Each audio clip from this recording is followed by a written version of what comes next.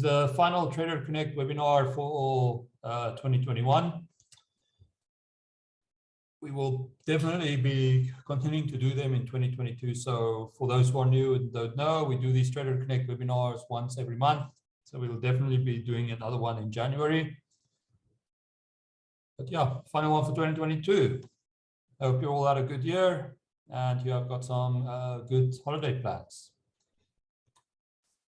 So before we get started, for all the new guys, some of you may not yet know all that much about Rand Swiss or who we are. So Rand Swiss, we are a registered financial services provider. We are regulated by the FSCA, the Financial Services Conduct Authority. And we've been around since about 2015, end of 2015. And in the 5 years, let's say 2016, in the 5 years that we have been around, these are all the awards that we have won. So in 2019, and again, thankfully this year, we were rated the best stockbroker in South Africa at the Intellidex and Financial Mail Annual Stockbroker Awards. In 2020, unfortunately, we dropped to second, but yeah, this year we got that first spot back. 2019, we also won the top advice broker. Same as top stockbroker, we got the People's Choice Award in 2019 and in 2021, which is a nice vote of confidence from our clients, because it is essentially the clients who give you the People's Choice Award. Last year, we were rated the top online stockbroker. I think this year we came second, unfortunately. And then last year and this year, we got the top tax-free savings account award. So yeah, we've gotten quite a few awards in a few years that we have been around. Before 2019, we came second in 2018 and then third in 2017. So started at third in 2017, came second in 2018, managed to come first again in 2019, dropped back down to second in 2020, worked hard this year, and we are back at the top. We're back at the best stockbroker in South Africa. What do we do? Well, we do quite a lot of things. Most of you are here for the online trading side of it. You guys, you just want the platform and you just want to trade the markets. And that is what online trading, exactly what online trading is. We just give you the platform. We just give you the technology to access the stock markets, and you go and buy and sell on your own. You don't need any advice from us. Don't need any help. You'll do everything on your own. Private broking, that's the guy who says, well, look, I need a bit of help. I'm like, I've got a 9-to-5 job. I don't have the time to watch the market. I need some advice from you guys. I need some help from you guys. At the end of the day, I still want to make the final call. I'll still go log in and I'll still go buy the shares. But I need you guys to advise me to say, we think this is a good share to buy, or this is a good one to buy. Or maybe you already have a portfolio and we'll say, okay, we don't like that one. Maybe sell that one. Or we do like that one, add to that one, or you want to add new ones. You can come to us and say, guys, I'm looking at this stock. What do you think? Should I buy it? Should I not buy it? So that's private broking. But at the end of the day, you are still in control. You just need some help. Managed portfolios, this is the discretionary service. So naturally managed is you relinquish all control to Rand Swiss. You say, look, guys, I trust you. I don't know the markets. I don't have time to watch it. I'm just going to give you funds. You manage it. And then we'll either build you a bespoke portfolio if that's what you want, or we'll just put you into one of our model portfolios, which have been performing really, really well. Structured products, that's more for the guys who are a little more defensive. It gives you exposure to the markets, but it tells you exactly, like if you invest in this product, we'll give you 20% per annum. And they usually also come with capital protection. So they say, if the market is down, so it's usually fixed term investments, 3 to 5 year investments. So if, let's say this is a 3-year investment, if in 3 years the markets are down, we will give you protection up to minus 30%. So if the market falls, but it falls by between 0 and 30%, we will give you 100% of your capital back. So that is structured products. And then on the upside, they say, we will give you 20% per year. So if the market's positive after 3 years, even if just by 1%, we will give you a 60% return. So that's structured products, offshore transfers. Naturally, if you want to send money out of the country, you have an offshore bank account, you want to use yours 1 million Rand allowance every year, send money out of the country, or you opened an offshore stockbroking account with us, you want to fund it, we will help you fund the account because we can give you a much better exchange rate than your local bank. Wealth management, these are the guys that will sit down with you they will take a look at your financial situation and give you a holistic approach to saying, okay, this is your age, this is your risk profile, this is your goals, this is how we're going to do it, taking all those things into account. We're going to do it with RAs, and we're going to do insurance here, and we're going to put some money in the market there. We're going to invest in bonds there. So they're the guys that sit with you and they take a holistic approach to your financial situation and then advise you on it. Tax-free savings account. I'm sure most of you have tax-free savings accounts, but if you do not, I highly recommend you to open one. You could put 36,000 Rand a year into one, and I think it's 500,000 Rand over your lifetime. And any capital growth you get in that investment is tax-free. So, I mean, you can imagine if you took over your lifetime, you put 500,000, let's say over the next 15 years or so, you put 500,000 Rand into that account and you invest it in the market. You can invest in ETFs and then you leave it for another 15 years. You can get a lot of growth there. And then, or let's say even longer, you leave it longer. If you're really young, you leave it until you are retired 30, 40 years down the line. You can get a lot of growth there, and it will all be tax-free. Any growth you get in that account, you don't have to give a cent to SARS. You get to keep all the growth in it. So tax-free savings accounts, really like them.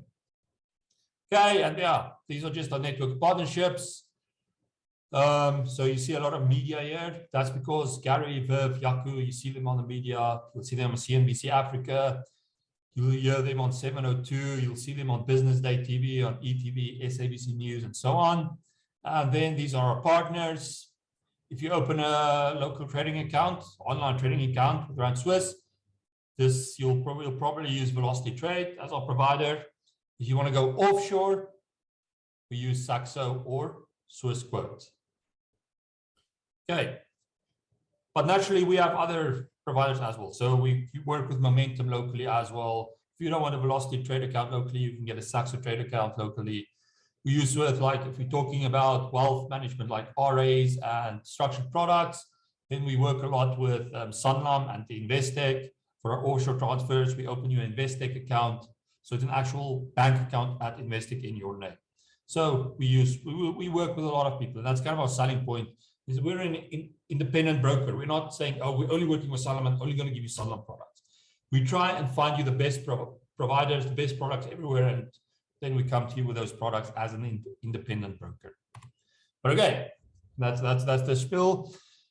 Let's get into it. So remember, Trader Connect, this webinar is just for sharing ideas, looking at stocks, looking at possible trades, but they are by no means a recommendation. By no means am I telling you, yes, go buy this, go sell this. Please remember this. These are only my opinions. Well, do your own analysis, look at analysis by other people and so on, and then decide. Don't trade using your own discretion. But okay, let's analyze your trades. So we will have a look at both platforms today, well, two platforms today, Velocity Trade and DMA. DMA, which is Saxo Bank. When we look at the local stuff and some commodities and Forex, we'll use Velocity. When we move to the offshore stuff, we'll have a look at the DMA platform. Okay, but yeah, let's just. So this is Velocity Trader. I'm going to start us off with what we usually start off. I mean, there's a lot of Forex traders among you. And we all care about the USDZAR at the end of the day, because I mean, the exchange rate, it affects our everyday lives. It affects what we pay for petrol. It affects imported goods, what we pay for them. So naturally, we care about this.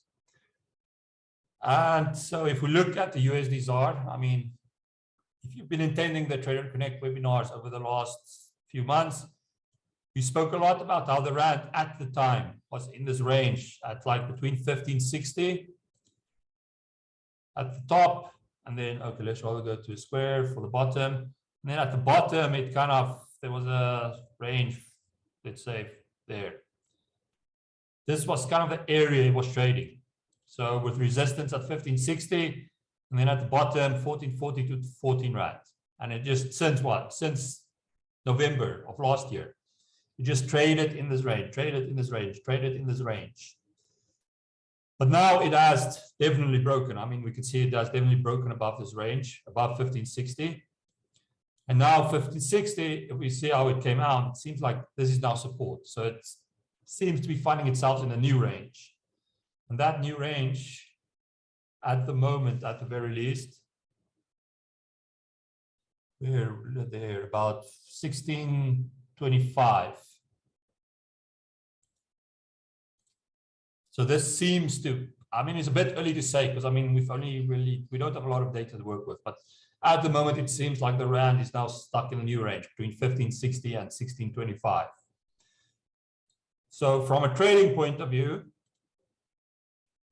if this is in fact the range, there is a very good possibility if you like trading Forex and you want to open a Forex trade, that you can possibly open a short trade on the USDZAR currency pair. Maybe as soon as it gets, it hasn't done it yet, it's close there, it's about 1618 at the moment, but if it gets above 1620, then you can very possibly think, okay, I'm going to open a short position on the USDZAR.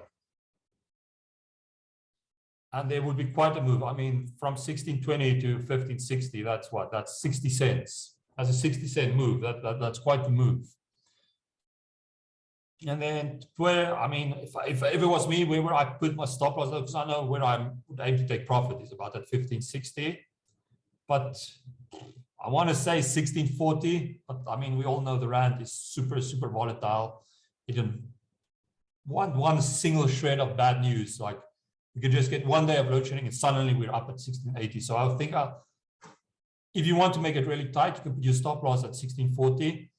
But I personally would probably not go any lower than 1650. Somewhere 1650 to 1660 is probably where I would put my stop loss if I was thinking about opening a short trade here. So as soon as it gets above 1620, open the short trade, put my stop loss at about 1650 to 1660, and aim to take profit at 1560. So my stop loss will be about 40 cents away, and my take profit 60 cents away.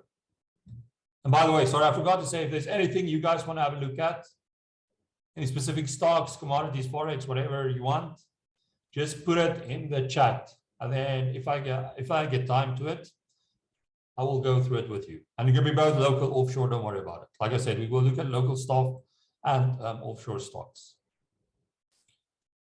Okay, but yeah, this is the USDZAR. I mean, we can put in, let's just look at some other indicators. I mean, last time we had a look at the Ichimoku. What is this telling us? Okay, so Ichimoku, what is this telling us? The Ichimoku is telling us that currently there is a nice bullish trend in force. I mean, which is, you shouldn't be surprised because I mean, it has been going up. There is the lagging indicator, and remember, if you guys remember, the lagging indicator, if it's above, it's basically the current price moved back 26 days because we're looking at the daily chart at the moment. If we were looking at the hourly chart, it would be 26 hours, but this is daily chart. So the current price moved back 26 days.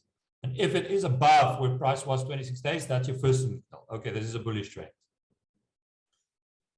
Then you have your short-term moving average and your medium-term moving average. The short-term moving average is above medium-term.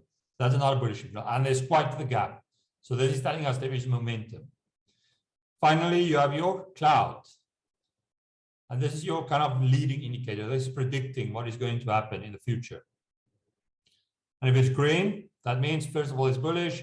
And if it's a nice thick cloud, that's also very bullish. So that is something to keep in mind before you open your short trade here.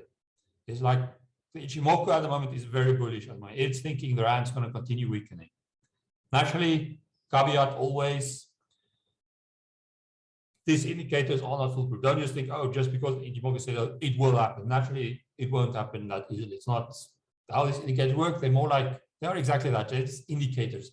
They're just giving you an indication of what might happen, not what will happen. Okay. But yeah, that is looking good. That is looking bullish from a Ichimoku point of view. And even though I said this is the range, remember I also said, look, we don't have a lot of data to work with. So this is not a lot of data. It seems at the moment as if this is the range, but we kind of need a bit more data to see, okay, does this resistance hold? Does this support hold? So it seems like this is the range, but yeah, we need a bit more data. The Ichimoku is telling us maybe this is not the range. Maybe we could see the rand dollar, this currency pair, going up a bit more.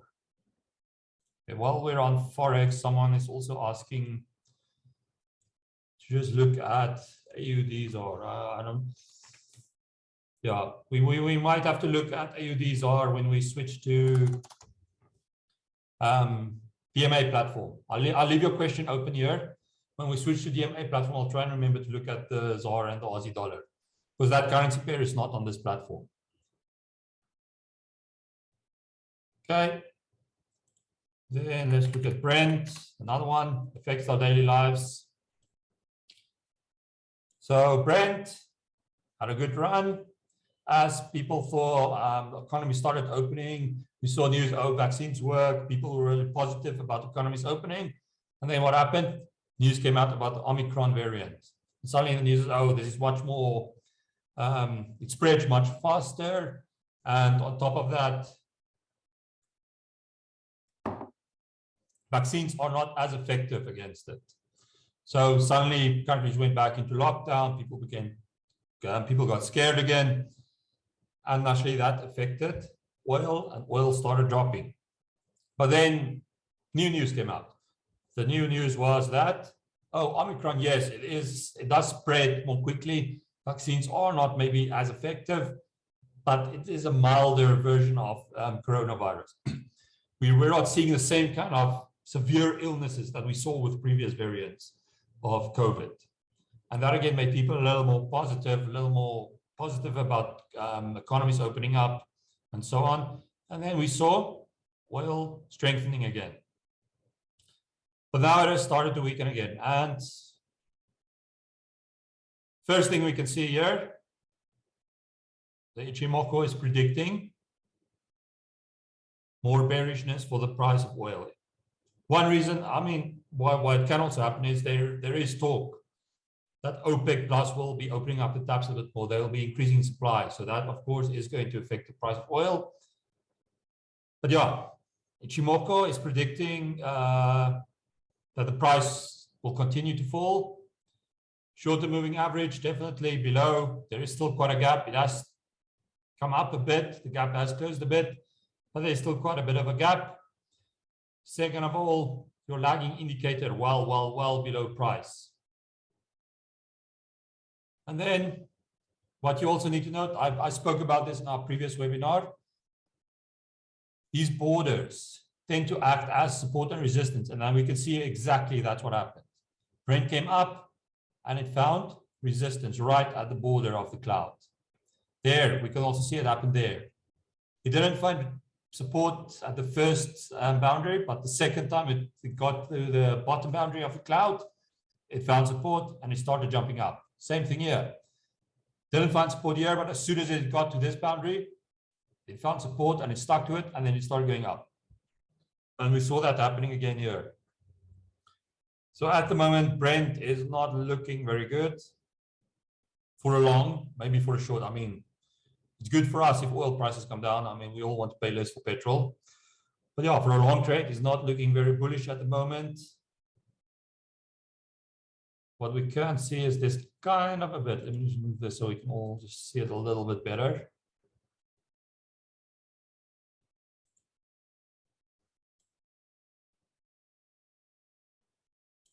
If you look there, that could be bullish if the support holds, because that was resistance before, then support, false breakout, came back up, and then finally broke through. Support, resistance, support, came back down, broke through, and now it came back up, but this could be very well. So if the support holds, but it could be well what happened here. It broke through, but it came back up again. So that is something you might want to just keep in mind before you open your short trade on Brent. Maybe just wait for it to come back down again and have a proper close below, and then you say, okay, now I'm going short. Okay. Any questions on Brent?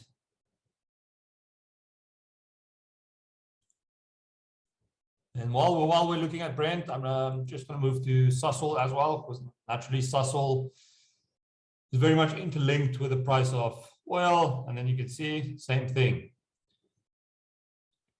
Brent fell, Sasol fell. And yes, there came out some news yesterday, some fundamental news, which was not good on Sasol about no, they're not meeting targets at one of their facilities, so that also affected the price.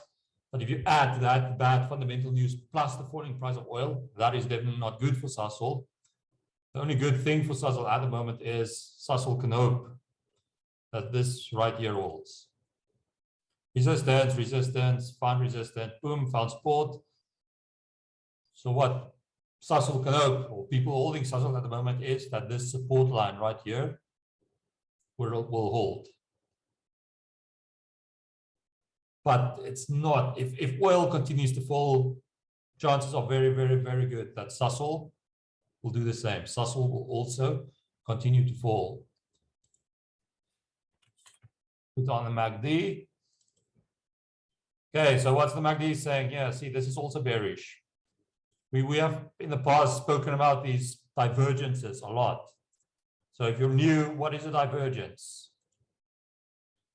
If you look here, Sasol reached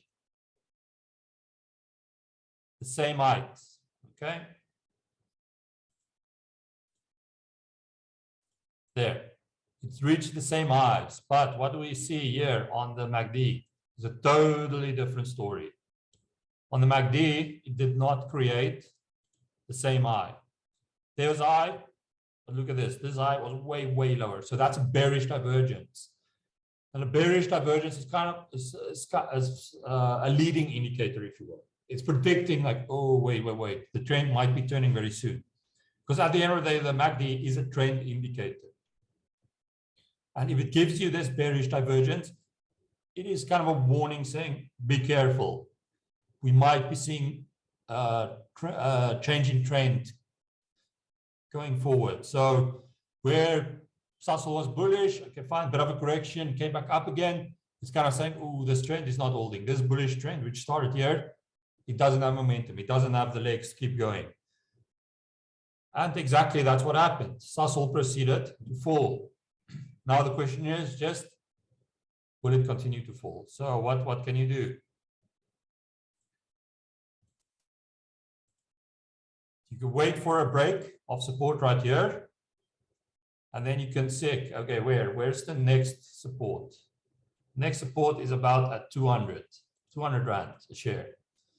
So if it breaks, so let's say close to 240. If it breaks below 240, then you say, okay, I think this is a trend break. You can aim then to take profit at 200. You can open a short position on Sasol. And then you can aim to take profit at 200. That's a good 40 Rand move per CFD you're going trading. Now, as to where would you put your stop loss, that's a bit difficult. I mean, it seems like that would be the next best area, 270. So that's 30 Rand, but that depends on how tight you want to make it. Because I mean, the way we trade, the way I trade is, I decide the quantities I want to trade based on my stop loss. So say, for instance, I say, okay, I'm only willing to risk whatever, 5,000 Rand on this trade. Then I will say, okay, from my entry, if I open it at 240, from my entry to my stop loss is 30 Rand, I will then go ahead and divide 5,000 Rand by 30, which is going to be about, what, 160-ish, close to 170 shares. Then I know, okay, I can do 160, somewhere between 160 and 170 shares. And I will limit my risk to 5,000 Rand. So naturally, the tighter your stop loss, the higher quantities you can trade, which naturally means the more profit you can make because the more shares you trade. So say, let's say I do, someone else put their stop loss at 260, only 20 Rand. So that means, and they also risking 5,000 Rand. That is what? That's 200. They can do 250 shares, where I can only do 165. So if they do 260 and they get that 40 Rand move, they're going to make a lot more money than me.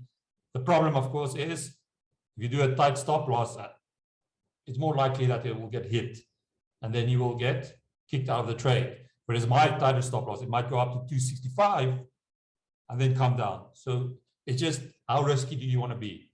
You make your stop loss tight and sure, you can get a bigger reward, but chances also better that you will get kicked out of your trade versus making a wider stop loss smaller profit, but less of a chance that your stop loss will get kicked out. Okay, that's Sasol. Then someone asked MTN and Firstrand. So let's have a look at Firstrand first.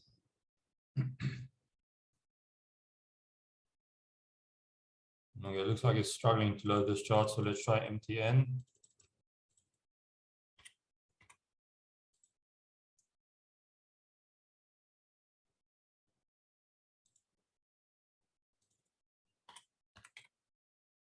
Okay, there it is.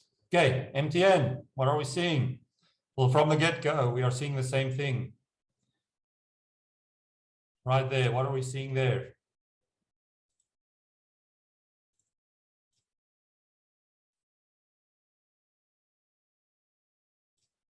Okay, same, it's reading the same highs, but on the MACD, what are we seeing?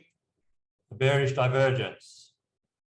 So that is a warning. Now, of course, like I said, with the Ichimoku, I told you guys, with the Ichimoku, it is not a sure thing. Don't take these indicators like, as if it's set in stone. It's just an indicator. It's just giving you an idea. They are not correct 100% of the time. A good example would be right here. This is another bearish divergence. There, it actually created a new high, while at the same time on the Ichimoku, it did not. It created, the new high was lower. But yet, what do we see? Boom.